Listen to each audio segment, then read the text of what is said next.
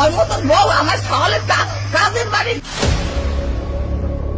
যে এত দরজাল আমাদের জানা ছিল না। ওই যেদিনকে পলাশ সাহার মৃত্যুতে সব থেকে বেশি দায়ী করা হচ্ছে তার স্ত্রীকে। সবাই তাকে দোষীর কাঠগড়ায় দাঁড় করাচ্ছে, কালনাগিনী বলে সম্বোধন করছে। তবে পলাশ সাহার ভাগ্নির পোস্টের পর যেন আসল সত্যটা বেরিয়ে এসেছে। একজন লিখেছেন, মা ভক্ত ছেলের ফায়দা নিয়ে মা ছেলের সংসার জীবনটা শেষ করলো, ছেলেকে আঁচলে বেঁধে রাখতে চেয়েছিল। এই মায়ের নিউজ ইন্টারভিউটা দেখে বুঝার বাকি রইল না কতটা ঝগড়াটে।